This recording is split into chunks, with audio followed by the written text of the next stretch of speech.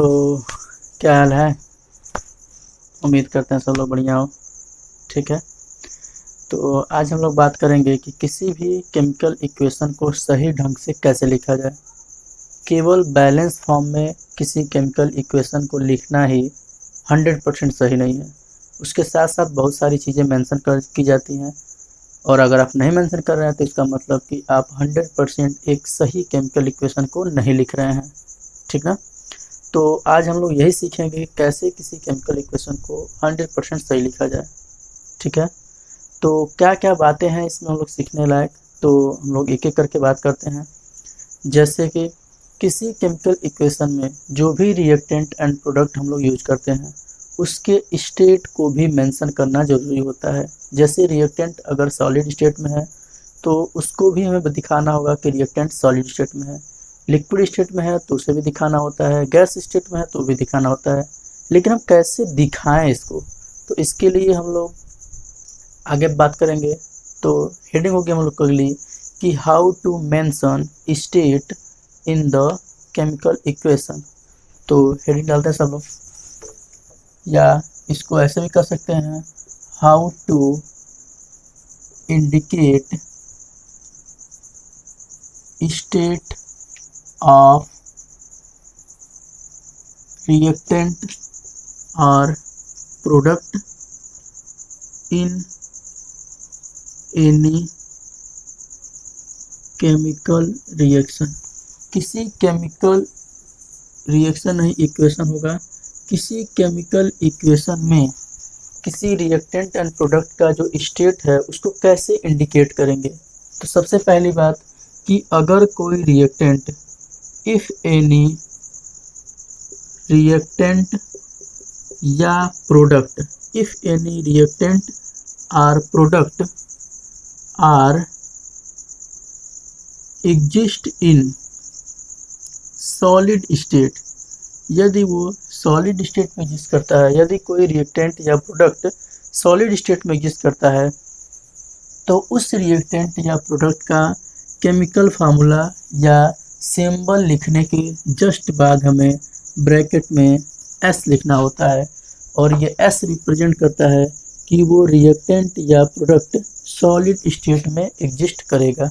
ठीक है, इसी तरह से इफ एनी रिएक्टेंट और product exist in liquid state, then हमें किस चीज़ से रिप्रेजेंट करना होगा। तो अगर कोई रिएक्टेंट या प्रोडक्ट लिक्विड स्टेट में यूज करता है तो उसका सिंबल या केमिकल फार्मूला लिखने के बाद ब्रैकेट में लिखना होगा एल, जो कि रिप्रेजेंट करता है लिक्विड टर्म को। ठीक ना। इसी तरह से इफ एनी रिएक्टेंट और प्रोडक्ट आर एग्जिस्ट इन, किस में एग्जिस्ट करता हो, अगर वो गैसियस स्टेट में एग्जिस्ट करता हो। कोई भी रिएक्टेंट या प्रोडक्ट अगर गैसियस स्टेट में एग्जिस्ट करता हो तो हम कैसे रिप्रेजेंट करेंगे, तो उसका सिंबल या केमिकल फार्मूला लिख के ब्रैकेट में लिखना होगा जी, जो कि रिप्रेजेंट करेगा गैस को। क्लियर है। उसके बाद से इफ एनी रिएक्टेंट या product are exist in aqueous state, यदि कोई रिएक्टेंट या प्रोडक्ट एक्वस स्टेट में एग्जिस्ट करता है तो हम उसका सिंबल या केमिकल फार्मूला लिखने के बाद ब्रैकेट में एक्यू लिख देंगे, और ये एक्यू क्या रिप्रेजेंट करता है, तो एक्वस टर्म को रिप्रेजेंट करता है। एक्वस का मतलब क्या होता है, तो एक्वस का मतलब ये होता है कि कोई भी रिएक्टेंट या प्रोडक्ट वाटर में ऐड है तब हम उसको बोलते हैं कि वो रिएक्टेंट एक्वस मीडियम में एग्जिस्ट कर रहा है। ठीक ना। जैसे कि मान लें हम सिंपल सा सिर्फ बोलें कि अगर हमारे पास सब्सटेंस कोई ए है, तो अगर हमने सिर्फ ए को लिया है तो ये एक रिएक्टेंट है जो कि सॉलिड लिक्विड गैस फॉर्म में हो सकता है। लेकिन अगर इस सॉलिड सब्सटेंस को हमने डाल दिया किसमें, वाटर में, तब अब ये जो सब्सटेंस है अब ये एग्जिस्ट करेगा एक्वस स्टेट में, न कि सॉलिड स्टेट। समझ में आया। तो एक्वस स्टेट का मतलब ये होता है कि कोई भी सब्सटेंस अगर वाटर के साथ है तो उसको बोलते हैं हम लोग कि वो एक्वस स्टेट में है। ठीक है। तो कैसे हम किसी केमिकल इक्वेशन में स्टेट को रिप्रेजेंट करेंगे, तो हम ऐसे रिप्रेजेंट करेंगे, ठीक ना, कि अगर कोई रिएक्टेंट या प्रोडक्ट सॉलिड स्टेट में यूज करता है तो उसका नाम लिखने के जस्ट बाद क्या करेंगे, ब्रैकेट में सॉलिड लिख देंगे। अगर लिक्विड स्टेट में यूज करता है तो एल, गैस स्टेट में यूज करता है तो ब्रैकेट में जी, और एक्वस स्टेट में यूज करता है तो ब्रैकेट में ए क्यू। क्लियर है। तो किसी केमिकल इक्वेशन में स्टेट कि किस फॉर्म में एग्जिस्ट कर रहा है रिएक्टेंट या प्रोडक्ट, हम ऐसे दिखाएंगे। क्लियर है। तो इसे सब लोग नोट कर लें, उसके बाद हम लोग इसका एक एग्जांपल करेंगे जल्दी से।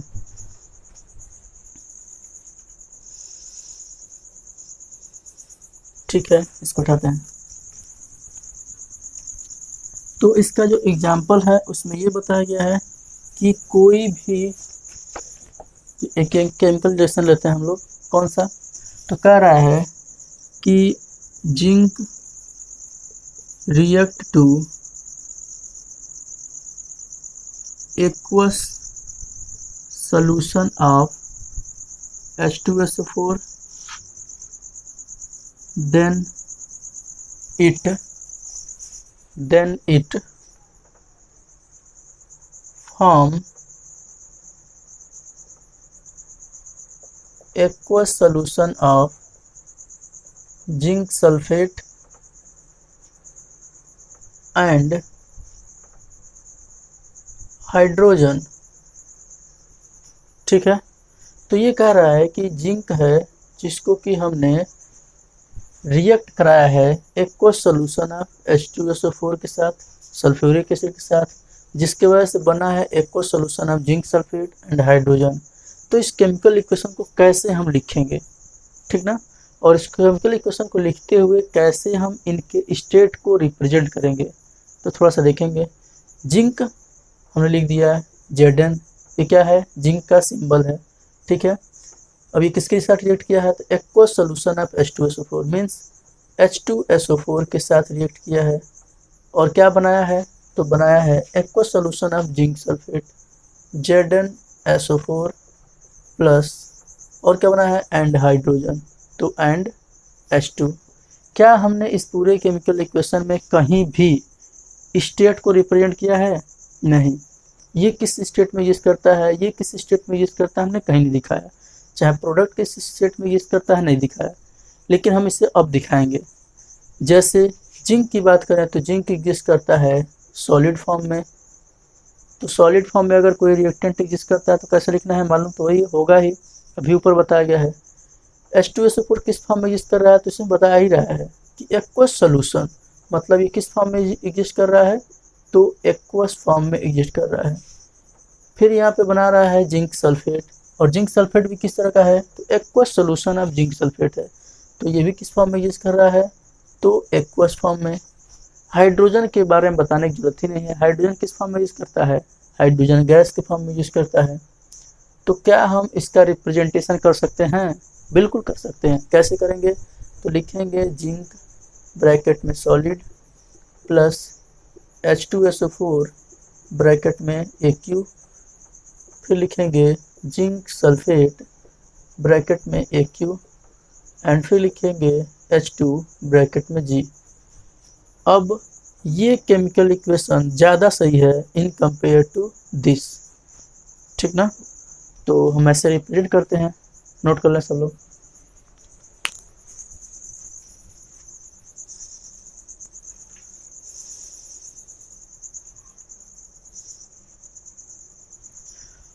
अगर ये हो गया हो तो अब हम बात करेंगे कि किसी केमिकल इक्वेशन में हीट की चेंजिंग को कैसे रिप्रेजेंट करते हैं। जैसे बहुत सारे केमिकल इक्वेशन हैं जहाँ पे जब केमिकल रिएक्शन होती है, बहुत सारे केमिकल रिएक्शन हैं जहाँ पे उसको होने के लिए हीट देना पड़ता है, और कई बार क्या होता है कि कई ऐसे केमिकल रिएक्शन हैं जो जब होती हैं या जब कंप्लीट होती हैं तो हीट रिलीज करती हैं। तो ये जो हीट कभी देना पड़ रहा है कभी मिल रहा है, इसको हम कैसे दिखाएंगे, तो चलो इसके बारे में बात करते हैं।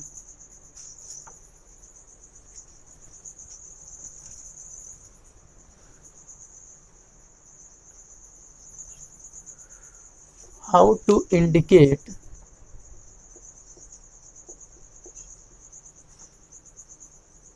heat change in any chemical equation। ठीक है, किसी केमिकल इक्वेशन में, किसी केमिकल इक्वेशन में हम हीट चेंज को कैसे दिखाएंगे। तो सबसे पहली बात, अगर हीट के बेस पर देखा जाए कि रिएक्शन कितने टाइप की हैं, तो दो टाइप की हैं। एक होता है एक्जोथर्मिक रिएक्शन,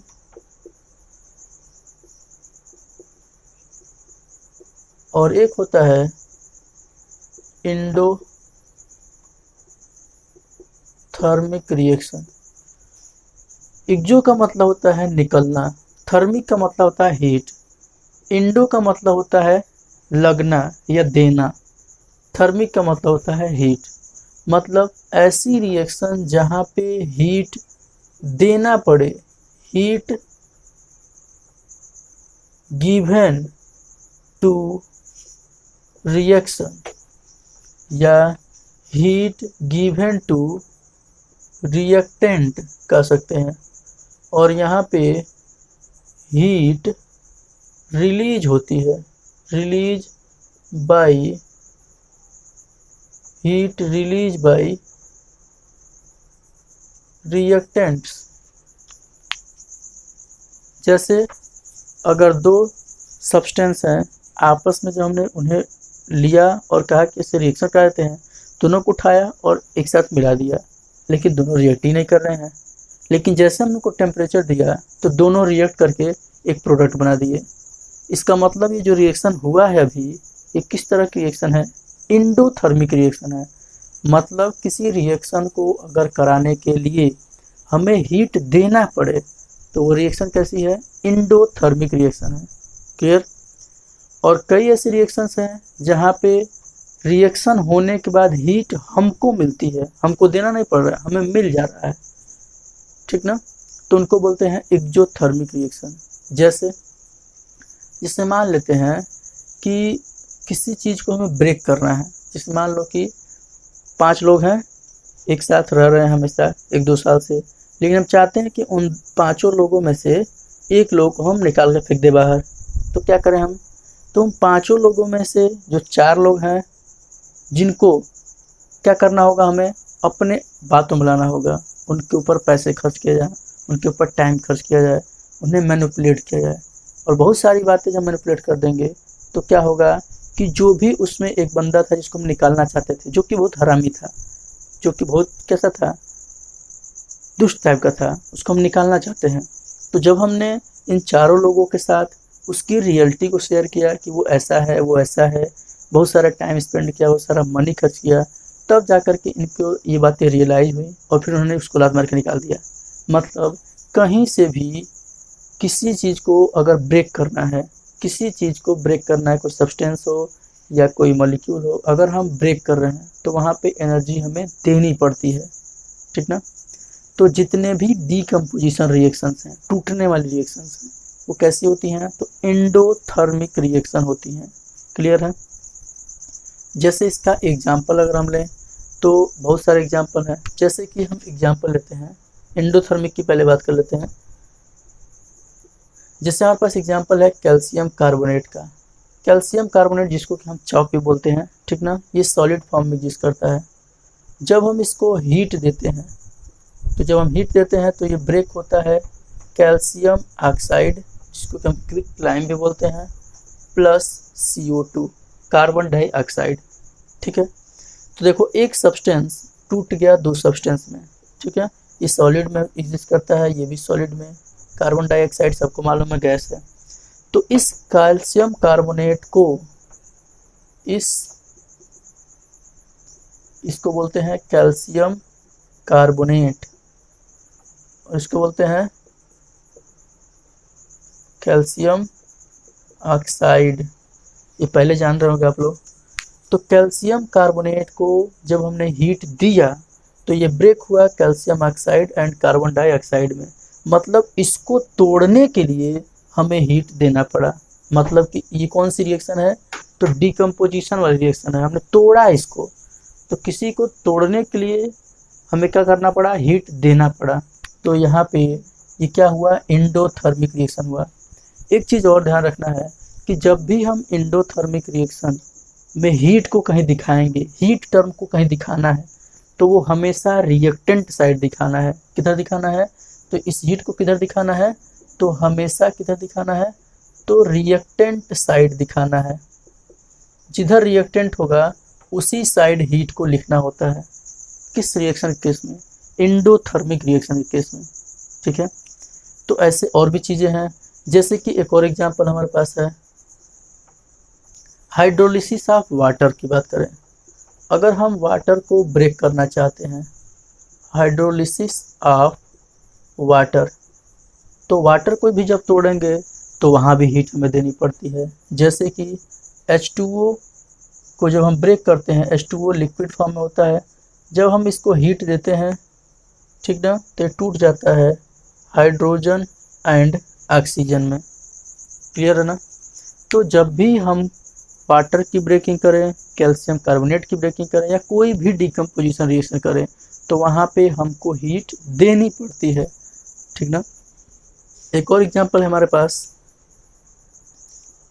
अब यहाँ पे हम तोड़ नहीं रहे हैं, हम बना रहे हैं किसी चीज़ को, लेकिन फिर भी हमें यहाँ हीट देना पड़ता है। जैसे नाइट्रोजन जो कि गैस फॉर्म में एग्जिस्ट करता है, ऑक्सीजन ये भी गैस फॉर्म में यूज करता है, और ये दोनों को लेकर के हम बना देते हैं नाइट्रोजन ऑक्साइड, ठीक ना, जो कि खुद भी एक गैस फॉर्म में यूज करता है। लेकिन ये दोनों गैसेस को अगर हम आपस में लेकर रख देते हैं तो ये रिएक्ट ही नहीं करते हैं, ठीक ना। लेकिन जैसे ही हम यहाँ पे हीट देते हैं तो ये बहुत तेज़ी से रिएक्शन करके और नाइट्रोजन ऑक्साइड बना देते हैं। मतलब ये दोनों आपस में जुड़े क्योंकि हमने हीट को दिया। अगर हमने हीट नहीं दिया होता तो ये दोनों नाइट्रोजन ऑक्साइड नहीं बनाए होते। क्लियर है। तो क्या है, नाइट्रोजन ऑक्साइड। तो कुछ एग्जाम्पल थे किस चीज़ के, एंडोथर्मिक रिएक्शन के, ठीक ना। और एक बात ध्यान रखना है कि all decomposition reactions, all decomposition reactions are endothermic in nature, ठीक ना। जितने भी डिकम्पोजिशन रिएक्शंस हैं वो कैसे हैं नेचर में, तो एंडोथर्मिक नेचर में है। मतलब कि जब भी उनको तोड़ना होगा या कोई टूटने वाली रिएक्शन है तो आप हमें क्या करना होता है, हीट देना पड़ता है। क्लियर है। तो ये नोट कर लें सब लोग। उसके बाद हम बात करेंगे एक्सोथर्मिक रिएक्शंस के क्या चीज़ के बारे में, एग्जाम्पल के बारे में, ठीक है। अब देखते हैं थोड़ा सा। अच्छा, एक चीज़ ये भी ध्यान रखना है कि जो एंडोथर्मिक रिएक्शन है उसमें एक चीज़ बोला है, हीट गिवन टू रिएक्टेंट। मतलब कि ये जो रिएक्टेंट है उसी को हीट देना पड़ता है। गिवन टू रिएक्टेंट मतलब रिएक्टेंट को हम हीट देंगे तभी रिएक्शन आगे बढ़ती है। यहाँ भी देखो, इन रिएक्टेंट को हमने हीट दिया है तभी रिएक्शन आगे हुआ। क्लियर ना। तो जो हीट लिखा जाएगा, जो हीट टर्म लिखा जाएगा वो किधर लिखा जाएगा, रिएक्टेंट साइड लिखा जाएगा। क्लियर ना। अब हम बात करते हैं एक्सोथर्मिक रिएक्शंस की। तो इसमें भी कुछ एग्जांपल्स हैं तो इनके बारे में बात करते हैं।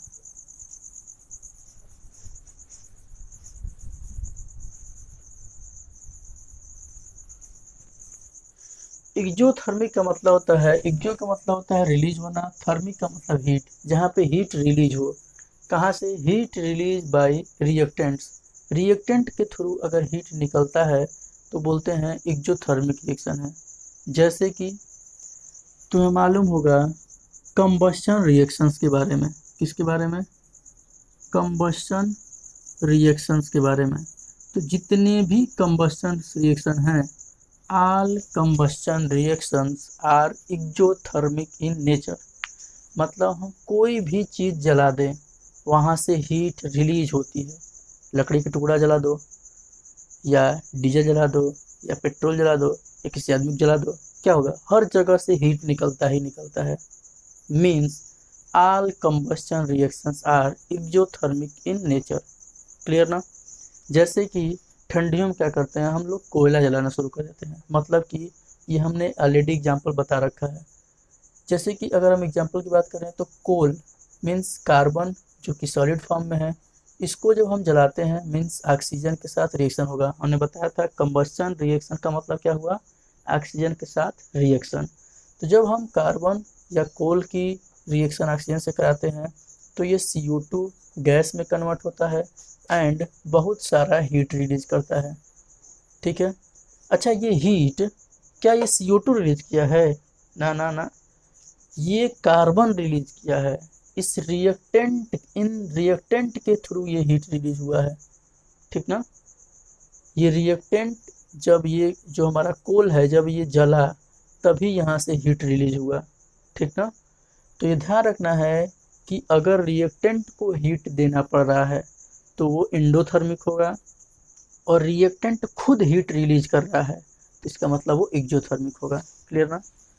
तो एक बात ये भी कि एक्जोथर्मिक रिएक्शन में जो हीट टर्म है ये लिखा जाता है हमेशा प्रोडक्ट साइड। ऐसा क्यों? क्योंकि प्रोडक्ट साइड हम उन्हीं चीज़ों को लिखते हैं जो हमें मिलते हैं फाइनली। तो हीट भी तो हमें मिल ही रहा है, हमें देना तो पड़ नहीं रहा है, तो हीट हमें जब मिल रहा है तो वो भी किधर लिखा जाता है, प्रोडक्ट साइड। तो एक्जोथर्मिक रिएक्शन में हीट टर्म राइट साइड लिखा जाएगा या प्रोडक्ट साइड लिखा जाएगा। क्लियर? तो कोल को जलाया तो CO2 बना, हीट बना, ये सबको मालूम हुआ। कोयले जलाते हैं तो हीट में मिलता है, इसमें दिमाग क्या लगाना है यार। अब एक और एग्जांपल लेते हैं, मीथेन LPG सिलेंडर। ये भी एग्जांपल हमने पहले बात कर लिया है। LPG सिलेंडर देखा होगा बहुत सारे, मतलब मैं मोस्ट आप लोगों के घर LPG सिलेंडर होगा, तो उसमें क्या होता है, मीथेन भरी होती है और उसी मीथेन को हम जला करके हीट प्रोड्यूस करते हैं और उस पर हम लोग खाना बना देते हैं। ठीक ना? तो जो LPG सिलेंडर में मीथेन भरी होती है जिसको कि हम CH4 बोलते हैं, तो इस मीथेन गैस को जब हम जलाते हैं मतलब कि ऑक्सीजन के साथ रिएक्ट कराते हैं तो ये कन्वर्ट होता है CO2 H2O एंड हीट में। मतलब ये CO2 रिलीज करता है, वाटर वेपर रिलीज करता है एंड बहुत सारा हीट रिलीज करता है, और इसी हीट का यूज करके हम कुकिंग करते हैं। क्लियर है? तो ये बहुत सारे एग्जांपल हैं जहाँ जो कि रिप्रेजेंट करते हैं एक्जोथर्मिक रिएक्शन को। क्लियर ना? अब एक चीज़ और है, रिस्पायरेशन एक प्रोसेस है। रिस्पायरेशन भी एक एक्जोथर्मिक रिएक्शन है। रिस्पायरेशन का मतलब क्या होता है? सिंपल सी बात है, रोज़ हम लोग सुबह सुबह या दोपहर में या शाम को रोज़ खाना चाप लेते हैं। क्यों? तो जब हम खाना टेक करते हैं, जब हम फूड टेक करते हैं तो जो फूड मटेरियल्स हैं वो कार्बोहाइड्रेट, प्रोटीन एंड फैट के बने होते हैं। ठीक ना? तो वो कार्बोहाइड्रेट, फैट, प्रोटीन का काम होता है कि वो जब टूटते हैं तो टूट करके वो फाइनली मतलब का फाइनल स्टेज होता है कार्बोहाइड्रेट, प्रोटीन या फैट का, वो होता है ग्लूकोज तक जाने का। मतलब कोई भी कार्बोहाइड्रेट हो या फैट हो या प्रोटीन हो, ये अगर टूटेंगे तो फाइनली इन तीनों की बात कर रहा हूँ, ये सब के सब टूट के फाइनली कन्वर्ट होते हैं ग्लूकोज में। ग्लूकोज का फार्मूला होता है C6H12O6। ठीक ना? ये तीनों टूट के कहाँ पहुँचते हैं, ग्लूकोज में। और इस ग्लूकोज का जब कंबस्चन होता है या जब ये ग्लूकोज जलता है तो ये एनर्जी प्रोड्यूस करता है, और उसी एनर्जी का यूज करके हम लोग कूदते हैं, पढ़ते हैं, खेलते हैं, बोलते हैं, हर चीज़ इसी के थ्रू निकलने वाली एनर्जी का हम यूज करते हैं। इस ग्लूकोज द्वारा जो एनर्जी रिलीज हो रही है उसी का यूज करके हम सारी अपनी एक्टिविटी को करते हैं। ठीक ना? तो जब हम इस ग्लूकोज को जलाएंगे कैसे? तो हम कर क्या रहे हैं, ये ऑक्सीजन ले ही तो रहे हैं। क्या किया, ऑक्सीजन अंदर लिया, तो जो ऑक्सीजन जाता है इसका काम होता है किस ग्लूकोज को जलाना, और ग्लूकोज को जलाएगा और किसको रिलीज करेगा, एनर्जी को रिलीज करेगा, और वही एनर्जी हम क्या करते हैं, यूज करके आराम से कूदते हैं, पढ़ते हैं, खेलते हैं, जो मर्जी वो करते हैं। ठीक है? तो इसको भी दिखा देते हैं। तो ग्लूकोज रिएक्ट किया ऑक्सीजन से तो कन्वर्ट होता है CO2 वाटर एंड हीट में। क्लियर ना। तो ये कुछ एग्जाम्पल हैं जो कि किसको दिखा रहे हैं, एक्जोथर्मिक के एग्जाम्पल हैं। इसे भी मन करे तो नोट कर लो सब लोग। अब हम बात करेंगे कि उन कंडीशंस की जिनका यूज किया जाता है किसी केमिकल रिएक्शन को होने में। जैसे कि कोई केमिकल रिएक्शन हो रहा है तो हम क्या होता है, कई बार वहाँ पर प्रेशर का यूज करते हैं, कई बार कैटलिस्ट का यूज करते हैं। तो अगर हम कैटलिस्ट का यूज कर रहे हैं तो कैटलिस्ट को कहाँ मेंशन करना है, कैटलिस्ट को कहाँ लिखना है, या कोई प्रेशर अगर हम यूज कर रहे हैं तो उस प्रेशर को कहाँ लिखना है। तो इस बात को भी हम कैसे इंडिकेट करते हैं, कैसे किसी केमिकल इक्वेशन में लिखेंगे, इसके बारे में बात करेंगे अब। क्लियर। तो हटाते हैं ये।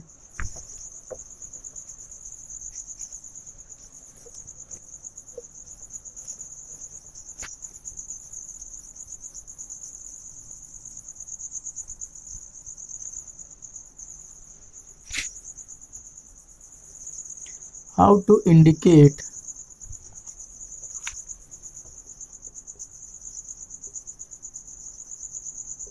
other condition, how to indicate other condition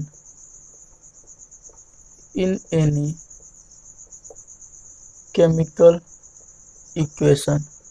ठीक है, किसी केमिकल इक्वेशन में अगर हमने प्रेशर या कैटलिस्ट का यूज किया है तो कैसे हम इसको रिप्रेजेंट करेंगे। तो सिंपल सा फंडा है, किसी केमिकल इक्वेशन में अगर हमने कैटलिस्ट का यूज किया है या प्रेशर का यूज किया है या टेम्परेचर का यूज किया है, ठीक ना, तो इन सब को हम मेंशन करते हैं केमिकल इक्वेशन का जो एरो है उसके एबव या बिलो, मतलब उस एरो के ऊपर लिख दें या नीचे लिख दें, ठीक ना। तो कैटलिस्ट का फार्मूला हो या सिंबल हो तो उसको हम लोग एरो के ऊपर या नीचे लिखेंगे, प्रेशर की जो भी वैल्यू होगी उस एरो के ऊपर या नीचे लिखेंगे, एंड टेम्परेचर की जो भी वैल्यू होगी वो भी ऊपर या नीचे लिखेंगे। ठीक है, जैसे कि इसमें हम एक एग्जांपल लेते हैं। कार्बन मोनोऑक्साइड जो कि गैस है रिएक्ट करता है हाइड्रोजन से, हाइड्रोजन भी एक गैस है, और ये रिएक्शन तीन चीज़ों के प्रेजेंस में होता है। एक तो 300 एटमॉस्फेरिक प्रेशर, एटीएम जो होता है ये प्रेशर की यूनिट होता है, एटमॉस्फेरिक प्रेशर इसे बोलते हैं, ठीक ना। 3 एटीएम ये क्या है, प्रेशर कोई मेजर, ये प्रेशर की वैल्यू है, तो 3 एटीएम प्रेशर चाहिए होगा इन दोनों को आपस में रिएक्ट करने के लिए, एंड 300 डिग्री सेल्सियस टेम्परेचर चाहिए होगा, ये टेम्परेचर है, और साथ साथ यहाँ पे कैटलिस्ट भी चाहिए।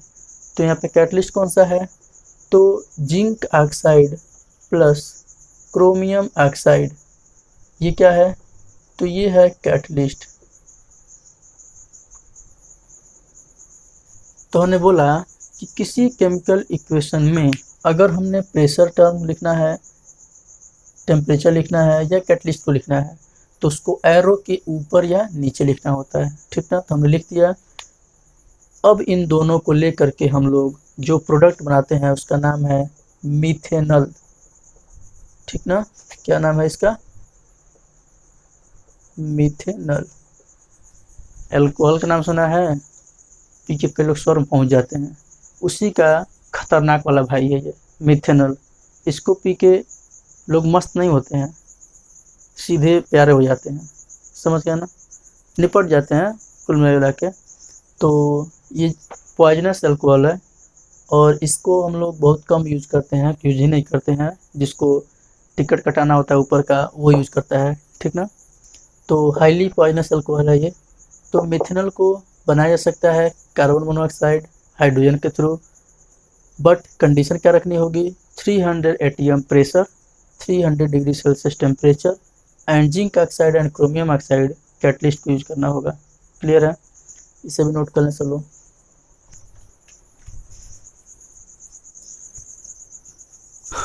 अगर हो गया हो तो सुन लें सब लोग, क्या क्या बातें हम लोग आज किए हैं। सबसे पहले बात की है कि किसी केमिकल इक्वेशन में रिएक्टेंट या प्रोडक्ट के स्टेट को कैसे रिप्रेजेंट करेंगे। तो सॉलिड को S से, लिक्विड को L से, एंड गैस को G से, एंड एक्वस को AQ से। कहाँ लिखते हैं, तो सिंबल या केमिकल फार्मूले के जस्ट बाद ब्रैकेट में। उसके बाद से हीट को कैसे रिप्रेजेंट करते हैं, तो हीट अगर एंडोथर्मिक प्रोसेस में अगर हीट को रिप्रेजेंट करना है तो रिएक्टेंट साइड लिखेंगे, अगर एक्जोथर्मिक रिएक्शन है तो उसके हीट को कैसे रिप्रेजेंट करते हैं, प्रोडक्ट साइड ऐड करते हैं। ठीक है, तो डिकम्पोजिशन रिएक्शंस कैसी होती हैं, एंडोथर्मिक, कंबस्शन रिएक्शंस कैसी होती हैं, एक्जोथर्मिक। क्लियर है। उसके बाद से अगर हमें टेम्परेचर, कैटलिस्ट एंड प्रेशर को मेंशन करना है किसी केमिकल इक्वेशन में तो उसको कहाँ लिखते हैं, तो एरो के ऊपर। ठीक ना। तो अब ध्यान रखना है कि अब हम कंप्लीट 100% सही केमिकल इक्वेशन कैसे लिखेंगे। तो पहली बात, केमिकल इक्वेशन बैलेंस फॉर्म में होनी चाहिए। सॉलिड लिक्विड गैस किस फॉर्म में एग्जिस्ट करता है, रिएक्टेंट एंड प्रोडक्ट, उसको मेंशन करना होगा। कितना टेम्परेचर उसमें यूज किया गया है उसको लिखना होगा, कितना प्रेशर यूज किया गया है इसको लिखना होगा, एंड कौन सा कैटलिस्ट यूज किया है उसको भी लिखना होगा। ठीक ना। तो ये सारी चीज़ें अगर हम किसी केमिकल इक्वेशन में लिखे हैं तो इसका मतलब वो केमिकल इक्वेशन 100% सही केमिकल इक्वेशन है। ठीक ना। और अगर हम इसमें कोई चीज़ मिस करते हैं तो वो 100% सही नहीं होगा। क्लियर ना। आज हम लोग एक एक क्वेश्चन देंगे, सब लोग को सॉल्व करना है और सॉल्व करके उसका फ़ोटो क्लिक करके ग्रुप में भेजना है। ठीक ना। और अगर कुछ लोगों को हो गया हो, मतलब जो जो लोग कर लेंगे वो लोग इस वीडियो के नीचे लास्ट में कमेंट में आकर के बोल देंगे सर मेरा हो गया, सर मेरा हो गया। ठीक ना। और किसी को अगर नहीं हो, किसी से नहीं हो पा रहा हो तो भी कमेंट करेगा कि सर मुझे दिक्कत हो रहा है, तो उसको एक क्वेश्चन बता दिया जाएगा। ठीक है, तो क्वेश्चन नोट करिए सब लोग।